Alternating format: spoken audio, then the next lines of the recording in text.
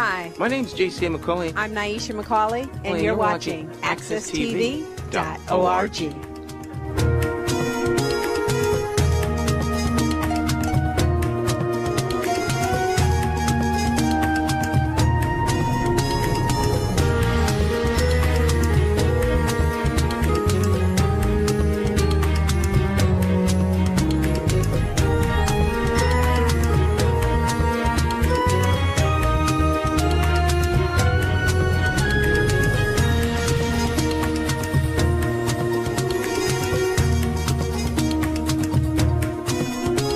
Welcome back to Miss Cleo's Storytelling Corner.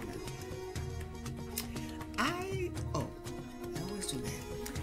My name is Cleo Ducray, and I own Cole Books at 677 Blue Hills Avenue in Hartford, Connecticut. You are all welcome anytime. Come up and have a cup of coffee with me, sit down, read a book. Let's have a discussion on books. Okay, I got that done. Now, all week, I was thinking about how do you find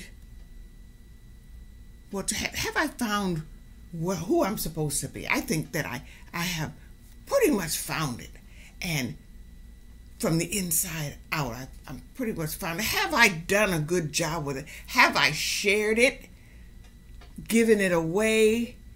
Has it enriched others and enriched myself? Has it gone this way and that way? So I am enriched and my life is better, and there are people out there who are enriched by my stories and my talk and my imagination. Give it away. Did I do a good? Am I doing a good job with that? So I looked at people and looked for people that I thought did a good job with that, and also looked for those who it kind of went one-sided, and one side lost the battle. And when that happens, I call that sacrifice. I call that part of it sacrifice, and the other, it's all and the other part of it I call when it's an even exchange, when I'm enriched and you're enriched. It's, this love that goes back and forth. I think it's the kind of love that the Bible talks about. The more you give, the more you get. Well, see, if you're given and you don't get, there's something wrong with that. So the first person that I thought that I would talk about is Gwendolyn Brooks, who is a well-known poet, and she was a professor, and her students loved her, her public loved her, and she gave and she gave and she gave. And she gave a lot to young poets. And right now I'm going to read a kind of a thank you to, and this whole book is a thank you to Gwendolyn Brooks for what she has done for her profession, for young poets, and for us as a community as a whole, what she has done and how we've enjoyed her. And this is written by Gwendolyn A. Mitchell. Just wanted to keep you in touch. Dear Mama Gwendolyn, I miss you. As I write this note, the year is 2007. It doesn't seem as if you've been gone for 7 years, but you have. I don't need to remind you that I work in a place that has made an active commitment to keep your words and work alive.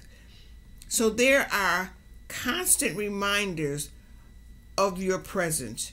Your books are on the shelves Images of you are on the walls throughout the building, and I have often forwarded requests for your poems to your Brooks Permissions office. When folks come to visit our facility, I always have them stop on the landing in front of your portrait that Murray de Pillards painted for your 80th birthday celebration. Do you remember that day? I was so very fortunate to have been a part of that day's festivities and to have presented you with one of your 80 poetic gifts. I recently went through a stack of old letters and found the note that you sent to me thanking me for my contribution. I should have been me thanking you for your thoughtfulness. You were always so meticulous at sending notes and thank yous. I was trying to think of the first time that I met you. I'm quite sure that it was at a Black Writers Conference that was hosted by Sonia Sanchez and Houston Baker in Philadelphia in the spring of 1977. I was a senior in college, and Mr. Brown, the director of Penn State's Paul Robeson Cultural Center, took a few students to the conference. That was a life-changing experience for me. It felt like an initiation, and I was welcomed into this marvelous community of Black poets. I then met you again in Dallas a few years later. You gave a reading and conducted a poetry workshop at Southern Methodist University. I was one of the eager poets in the audience who was bold enough to read a poem to which you offered verbal, on-the-spot critique. As I recall, you were very kind and encouraging. Your words kept me writing. Over the years, I would make it a point to attend your poetry readings. I love to hear your voice, the lovely lilt and lows of speech that were and remain distinctly Gwendolyn Brooks. When I finally moved to Chicago in the late 1990s, I thought it was indeed a gift that I would be living in your Bronzeville. It's been a privilege to work in the publishing house that publishes your work. In the capacity as editor and employee, I had the delightful task of assisting with some of your local events, and as a fellow poet, I was able, on occasion, to share the stage with you. But I think that the greatest excitement came one day while I was in my office. Our publisher and your cultural son, K.P.R. Madbobuti, came in full of smiles. He had a note from you and the table of contents for your new poetry book. You had been promising him a new book, and now it was closer to becoming a reality. As you know, we were not able to publish your book before you made your transition. But I was delighted to have been able to work with your daughter Nora, who spent so much time working out the details with you that we felt your spiritual presence during each step of the project. I hope that you like your book. I think it is an elegant compliment to the words that are inside. Thank you for the opportunity to work on in Montgomery. I will cherish the time and the experience that it provided. Mama Gwendolyn, I wish I had had the chance to spend more time with you while you were physically on this earth. But I know through your words and the constant reminder of your presence that you will be with me each time I take pen to page. I love you, your daughter in words. P.S. I found a copy of the poem that I wrote for your 80th birthday celebration. And the name of the poem, What Matters Most. Remember Miss Brooks? Once after you read poems to a crowd you read poems in a crowd in Dallas, remember how you relinquished the floor to a room full of younger poets? You stood with intensity, thoughtful grace, hushed the room silent each time clumsy voices would rise to speak. You led the applause, offered pieces of advice on projection style, finding voice within. We took your words like a mother's praise as what matters most. Gwendolyn A. Mitchell. What a wonderful legacy that is, isn't it? To have given your gift in such a beautiful way that our young people are enriched by your words and your presence. Oh, she was a wonderful woman. Gwendolyn Brooks. And this book is a tribute to the gifts and her gifts that she shared with her poets and with the world. And right now we're going to go on commercial. We're going to have a commercial and we will be right back with our next reading. I'll see you in a moment.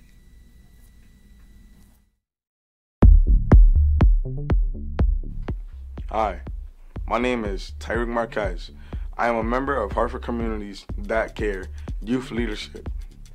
For the past 27 weeks, we have been examining the intersection between education, poverty, violence, and trauma in Hartford. I have learned a great deal based on research we have done, but I would like to tell a personal story. On August 27th, 2008, I attended a parade in the north end of Hartford when bullets began to fly and one person was killed. 6 people were injured, including myself. I was 7 years old and I was shot in my head, leaving me with partial paralysis, something I still live with every day. I struggle, but I overcome, and I am no different from any other teenage boy. This is why I do things in my community, such as awareness events with my mom and the Victims Against Violence group. I also do things with HCTC because we want to see change. Thank you for taking the time to hear my story.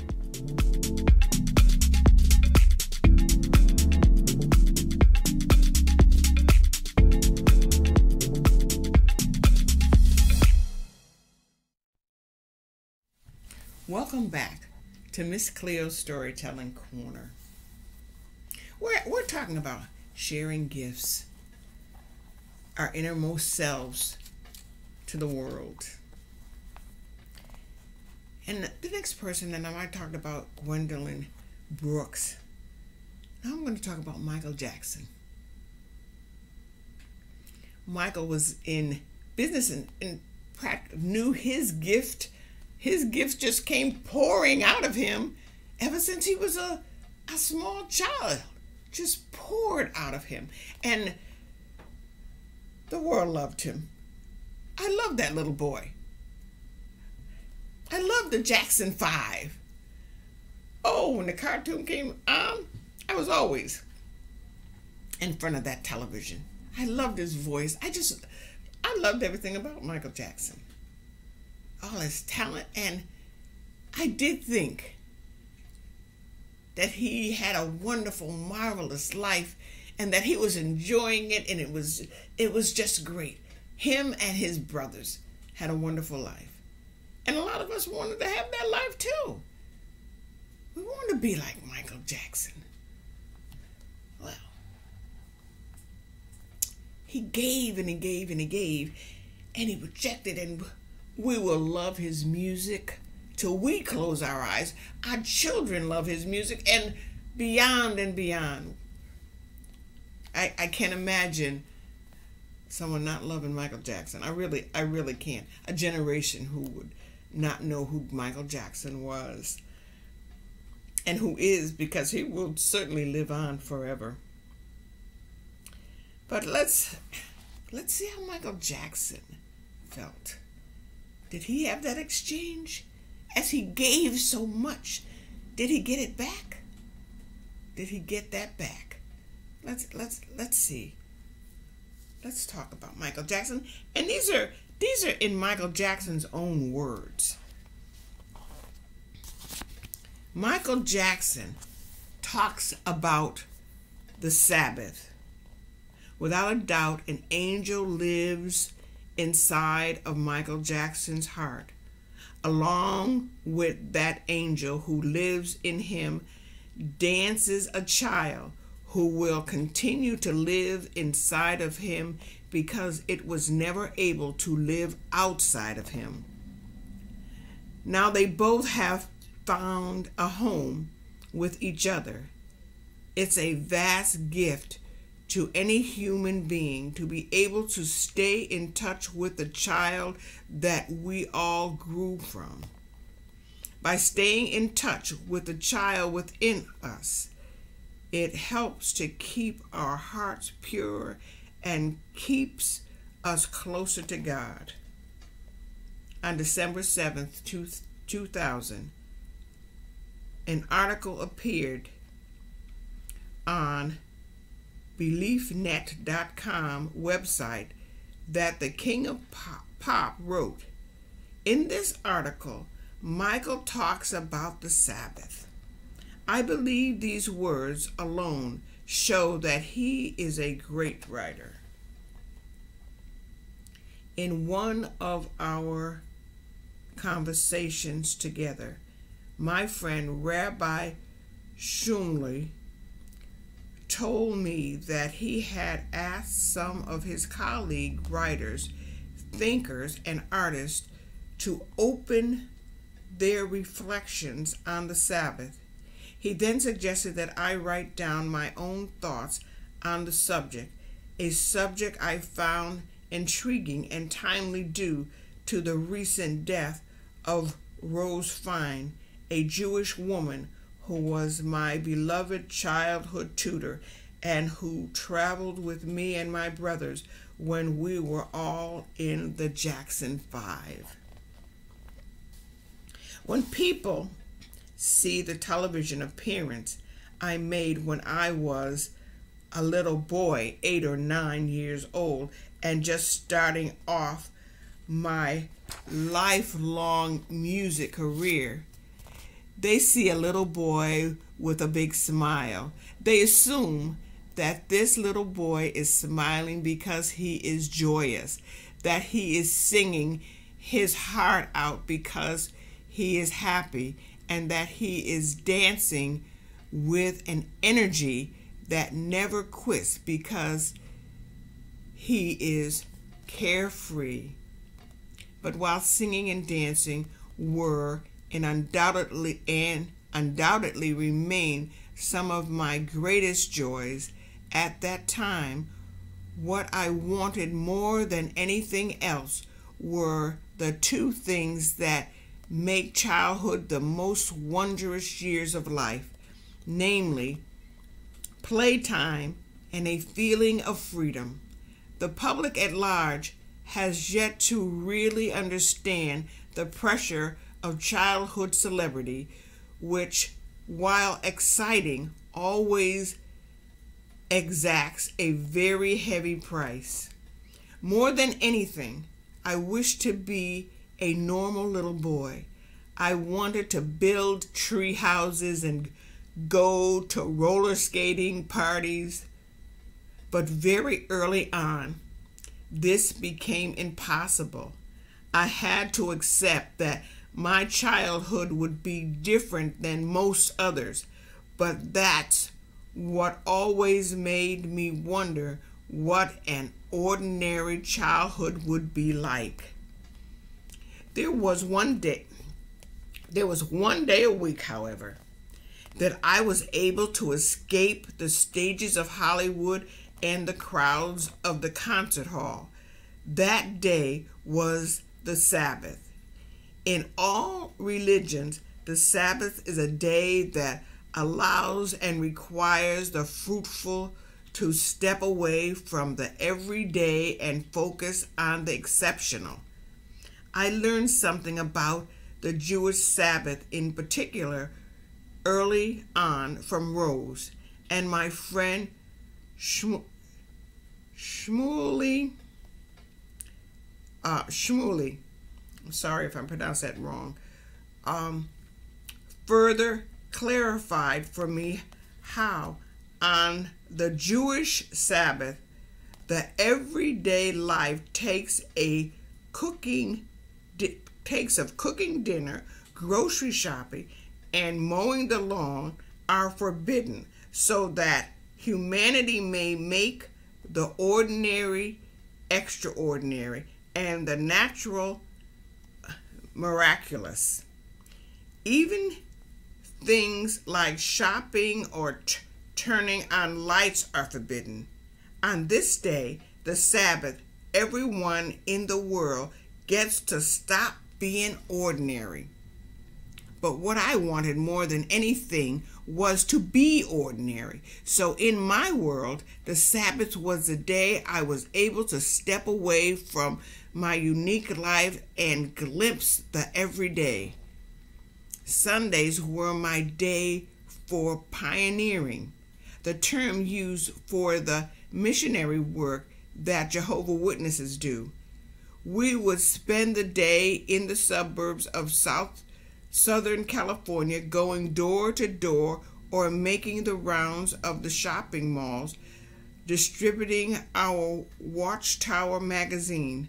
I continued my pioneering work for years and years after my career had been launched.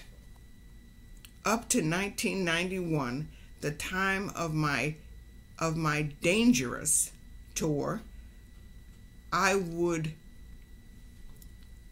don my disguise of fat suit, wig, beard, and glasses and head off to live in the land of ordinary. America visiting shopping malls and track homes in the suburbs. I loved to set foot in all those houses and catch sight of the shag rugs and lazy boy armchairs with kids playing Monopoly and grandma babysitting and all those wonderfully ordinary and, to me, magical scenes of life.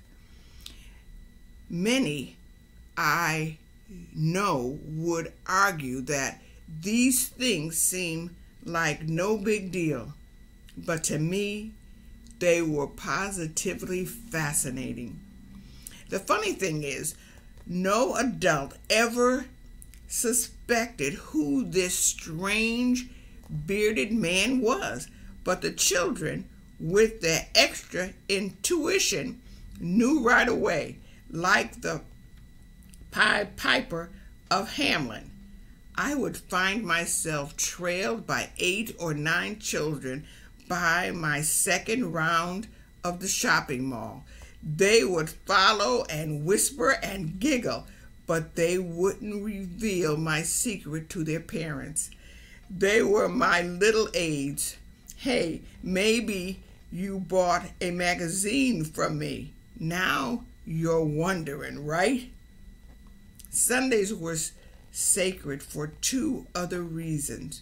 As I was growing up, they were both the day that I attended church and the day that I spent rehearsing my hardest. This may seem against the idea of rest on the Sabbath, but it was the most sacred way I could spend my time developing talents that God gave me. The best way I can imagine to show my thanks is to make the very most of the gift that God gave me. Church was a treat in its own right. It was, again, a chance for me to be normal. The church elders treated me the same as they treated everyone else, and they never became annoyed on the days that the back of the church filled with reporters who had discovered my whereabouts. They tried to welcome them in. After all, even reporters are the children of God. When I was young, my whole family attended church together in Indiana. As we grew older, they became difficult, and my remarkable and truly saintly mother would sometimes end up there on her own. When circumstances made it increasingly complex for me to attend, I was comforted by the belief that God exists in my heart and in music and in beauty, not only in a building, but I still miss the sense of community that I felt there. I miss the friends and the people who treated me like I was simply one of them, simply human, sharing a day with God. When I became a father, my whole sense of God and the Sabbath was redefined. When I looked into the eyes of my son Prince and my daughter Paris, I see miracles and I see beauty. Every single day becomes the Sabbath. Having children allows me to enter this magical and holy world every moment of every day. I see God through my children. I speak to God through my children. I am humbled for the blessing He has given me. There have been times in my life when I, like everyone, has to wonder about God's existence. When Prince smiles, when Paris giggles, I have no doubt. Children are God's gift to us. No, they are more than that. They are the very form of God's energy and creativity and love. He is to be found in their innocence, experienced in their playfulness. My most precious day as a child were those Sundays when I was able to be free. That is what the Sabbath has always been for me, a day of freedom. Now I find this freedom and magic every day in my role as a father. The amazing thing is, we all have the ability to make every day the precious day that is the Sabbath, and we do this by rededicating ourselves to the wonders of childhood. We do this by giving over our entire heart and mind to the little people we call son and daughter. The time we spend with them is the Sabbath. The place we spend it is called paradise. Written by Michael Jackson, December 7, 2000, and published on the BeliefNet.com website. We'll talk about this right after I get back, and we go to commercial right now, and I'll see you in a moment.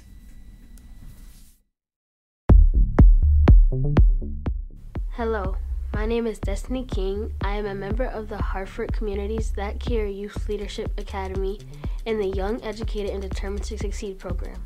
Over the past 27 weeks, I have been examining the intersections between education, poverty, violence, and trauma to develop policy and program recommendations. I served on the poverty work group, and the following is our recommendations. Organize resources to support entrepreneurs, expand efforts to provide highly qualified mentors for teens, to place priority on investments in affordable, high-quality childcare and early education, focus on giving people the tools to start new enterprises that will improve their circumstances and spur economic growth, as well as removing barriers to small business growth, repair and strengthen the safety net to make sure there are safeguards in place that apply equally to all people, reduce the large gaps between the very rich and the rest of society and make it easier for people to get into the middle class. Also, to address the gaps that persist for African Americans in educational attainment, employment, wages and income, family wealth and home ownership, health and infant mortality, and incarceration. Thank you for your time, and I hope you can support our recommendations.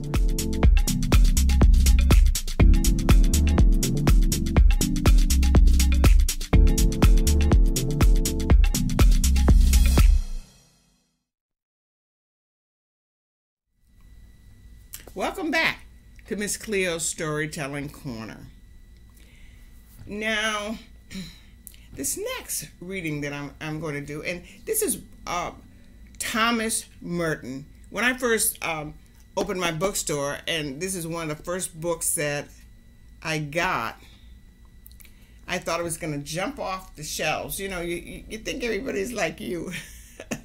Well, it didn't jump off the shelves. I still have some Thomas Merton on my shelves. Thomas Merton was a monk, a scholar, a teacher. He lived a full life. He was born, I think, in 1915, died in 1968, and he was very, very controversial. And his death was kind of well, my friend put it. I will tell you what someone else told me. His death was kind of on the mysterious side. He was very outspoken, and he was a true child of God. And he knew people. He knew people. I'm going to read just a little bit of this and a little bit of that of Thomas Merton, because there's just too much for me to read it all, but to read just read a little of that and a little of this. Okay. I had a friend named John, and he talked to me when I was director at Soup and Services, known as Cleo's place. For years, he would help me in my office and answer my phone for me, and he would tell me about Thomas Merton. So I got to know a lot about Thomas Merton. But as I said, he's a scholar. So as I bought a book, not this one, my first book of Thomas Merton, I couldn't understand anything that man was saying. I was so frustrated. I was so frustrated with that and disappointed that I couldn't understand. But I'm just going to read a little bit about the prologue on this book, just a little of it, and then a little of his first chapter. No man is an island. No matter how ruined man and his world may seem to be, and no matter how terrible man's despair may become, as long as he continues to be a man, his very humanity continues to tell him that life has a meaning. That indeed is one reason why man tends to rebel against himself. If he could without effort see what the meaning of life is, and if he could fulfill his ultimate purpose without trouble, he would never question the fact that life is well worth living. Or if he saw at once that life had no purpose and no meaning, the question would never arise. In either case, man would not be capable of finding himself so much of a problem. Our life as individual persons and as members of a perplexed and struggling race provokes us with the evidence that it must have meaning. Part of the meaning still escapes us, yet our purpose in life is to discover this meaning and live according to it. We have, therefore, something to live for. The process of living, of growing up and becoming a person is precisely the gradually increasing awareness of what that something is. This is a difficult task for many reasons. First of all, although men have a common destiny, each individual also has to work on his own personal salvation for himself in fear and trembling. We can help one another to find out the meaning of life, no doubt, but in the last analysis, the individual person is responsible for living his own life and for finding himself. If he persists in shifting this responsibility to somebody else, he fails to find out the meaning of his own existence. You cannot tell me who I am, and I cannot tell you who you are. If you do not know your own identity, who is going to identify you? Others can give you a name or a number, but they can never tell you who you really are. That is something you yourself can only discover from within. That brings us to a second problem. Although in the end we alone are capable of experiencing who we are instinctively gifted in watching how others experience themselves. We learn to live by living together with others and by living like them, a process which has disadvantages as well as blessings. The greatest disadvantage is that we are too prone to welcome everybody else's wrong solutions to the problems of life. There is a natural laziness that moves us to accept the easiest solutions, the one that have common currency among our friends. That is why an optimistic view of life is not necessarily always a virtuous thing.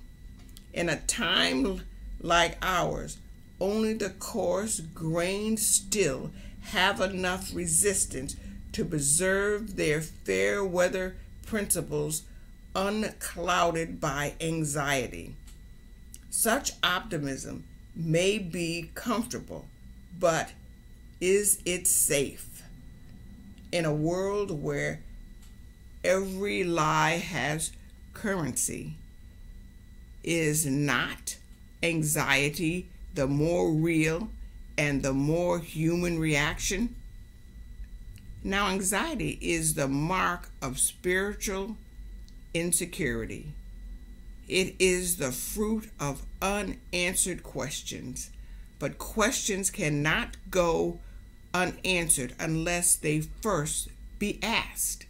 And there is a far worse anxiety, a far worse insecurity, which comes from being afraid to ask the right questions because they might turn out to have no answer.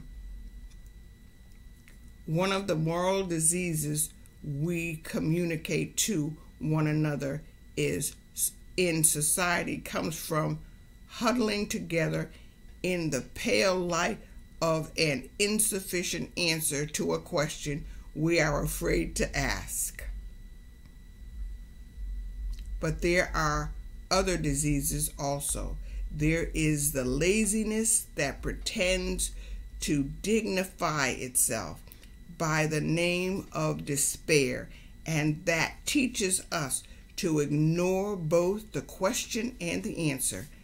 And there is the despair which dresses itself up as science or philosophy and amuses itself with clever answers to clever questions, none of which have anything to do with the problems of life. Finally, there is the worst and most insidious despair, which can mask as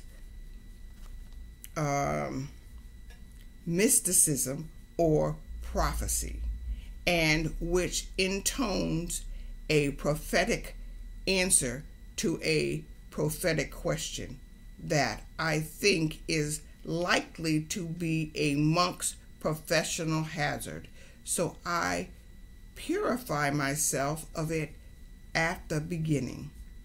Like Amos, who complained, I am not a prophet, nor am I the son of a prophet, but I am a herdsman plucking wild figs. In this short reading, I'd love to read you more of this. In the short reading that I read you on Thomas Merton, he answers some questions. And he gives some answers to some, or gives some answers to maybe some of our questions that we have about ourselves. But the most important thing that I got out of this is that nobody could tell you who you are. No one. You are the only one who could find yourself. And that was a freeing question. And that brings me kind of back to Michael Jackson in a way. I'll interject him here and there in this portion.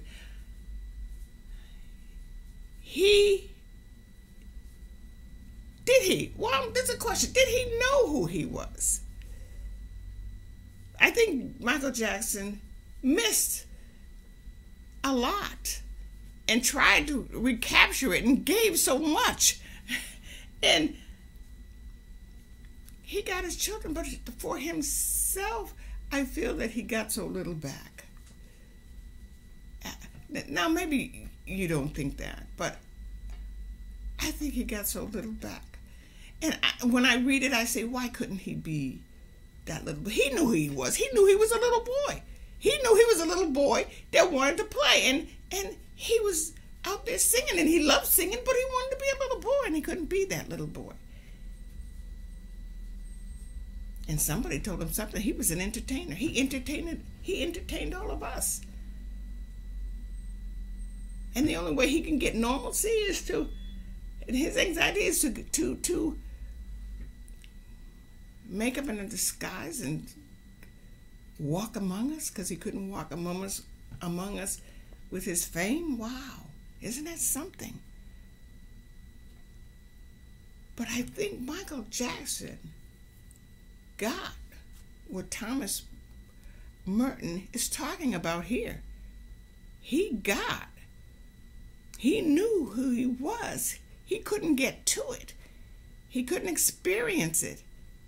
And when he tried as a man, it did not work for him.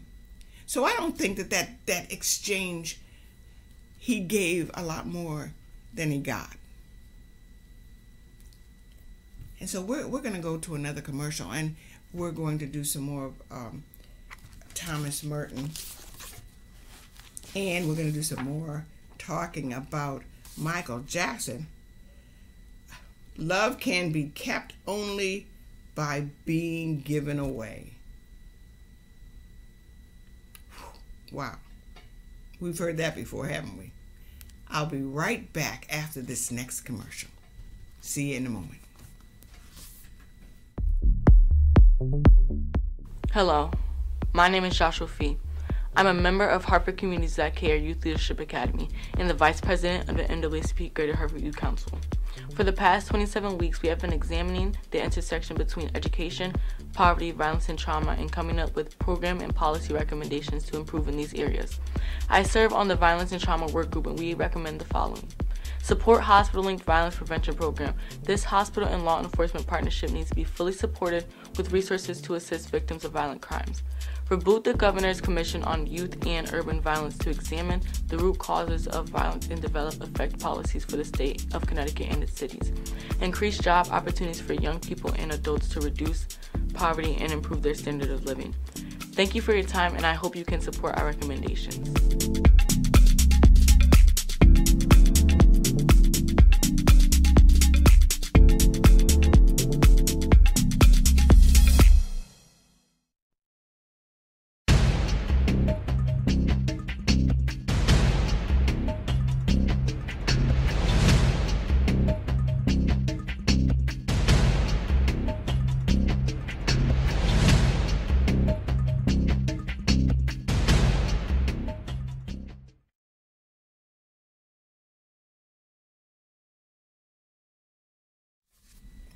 Welcome back to Miss Cleo Storytelling Corner. We're still here with Thomas Merton. Love can be kept only by being given away. And I think most of us who have, or all of us who have gone to church or synagogue or Muslims have heard that statement before. A happiness that is sought for ourselves alone can never be found. For a happiness that is distinguished by being shared is not big enough to make us happy. There is a false and momentary happiness in self-satisfaction, but it always leads to sorrow because it narrows and deadens our spirit. True happiness is found in unselfish love, a love which increases in proportion as it is shared. There is no end to the sharing of love, and therefore the potential happiness of such love is without limit. Infinite sharing is the law of God's inner life. He has made the sharing of ourselves the law of our own being, so that it is in loving others that we best love ourselves. In disinterested activity, we best fulfill our own capacities to act and to be. Yet there can never be happiness in compulsion. It is not enough for love to be shared. It must be shared freely. That is to say, it must be given, not merely taken. Unselfish love that is poured out upon a selfish object does not bring perfect happiness. Not because love requires a return or a reward for loving, but because it rests in the happiness of the beloved. And if the one loved receives love selfishly, the lover is not satisfied. He sees that his love has failed to make the loved happy. It has not awakened his capacity for unselfish love. Hence, the paradox that unselfish love cannot rest perfectly except in a love that is perfectly reciprocated,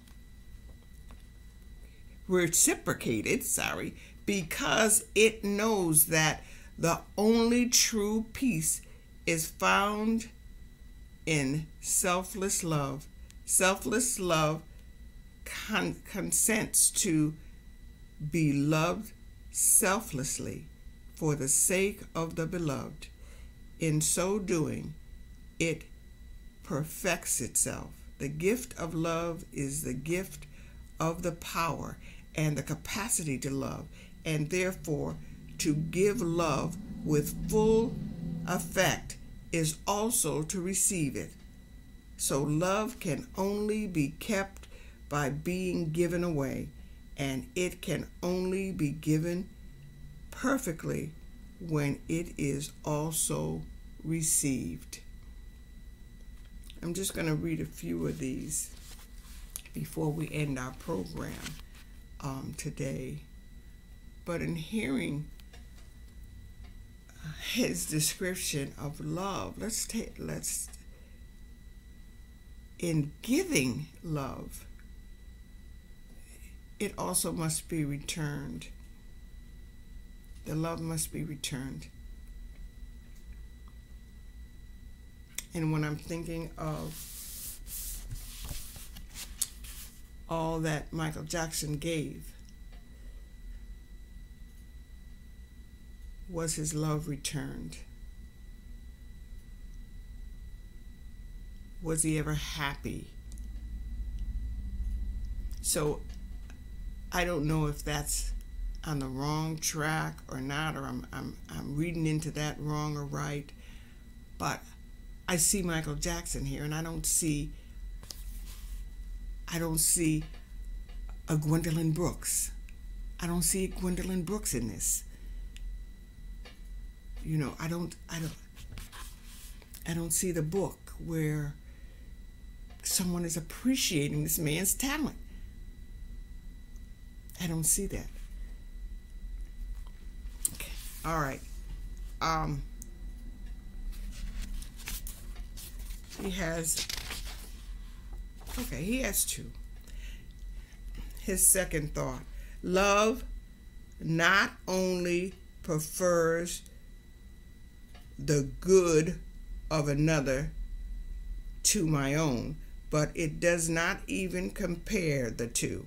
It has only one good, that of the beloved, which is at the same time my own.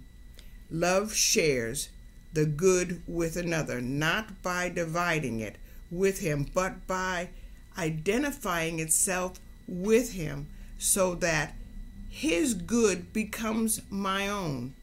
The same good is enjoyed in its wholeness by two in one spirit, not halved and shared by two souls. Where love is really disinterested, the lover does not even stop to inquire whether he can safely appropriate for himself some part of the good which he wills for his friend. Love seeks its whole good in the good of the beloved, and to divide that good would be to diminish love. Such a division would not only weaken the action of love, but in doing so would also diminish its joy. For love does not seek a joy that follows from its effect. Its joy is in the effect itself, which is the good of the beloved. Consequently, if my love be pure, I do not even have to seek for myself the satisfaction of loving. Love seeks one thing only, the good of the one loved. It leaves all the other secondary effects to take care of themselves. Love, therefore, is its own reward. Wow, I'm not going to read you anymore, although he has, I think he has 8 points in love, 9, 10, 11. He has 11 points. But I hope I have made a full circle of what I was trying to do. Your inner self, discovering who you are, sharing who you are, loving freely, and also receiving, loving and receiving, back and forth, makes the world go round, and no man is an island unto himself. So those of you who stay in a corner and don't communicate, I know some people who tell me they don't need anybody. They don't need anybody. They can't stand to be around people. It's an interaction. It's an interaction. And there's one thing that Thomas Merton said about wanting and getting what you want and loving it at first, but it's short-lived. And then you want something else because it's short-lived. It ends up in almost a sadness. So then you go for something else, and you go for something else. And I remember being in that place. I remember being in a place where every time I accomplished something, when I accomplished it, you know, you'd say, well, then you'd want something else, and then you want something else, and you didn't even enjoy what you had, the first thing that you accomplished. And I said, what is this? And that's when I had to stop and think, there's something wrong with this picture. To constantly want. Of course, we get some help with that in our media and TV and all the rest of what's around us. But to constantly want and never have that satisfaction, that peace. Something wrong with that picture. Well, I hope I've made my little point today. I don't know. I enjoyed being with you. I know it was a little longer than usual. So I hope that you stuck in there to the end. But if you didn't, if you stuck in just a little while, that's okay too. I hope you got something out of it. But right now I have to say goodbye. So remember, read a little, write a little, come on, dream big, and I'll be with you next week.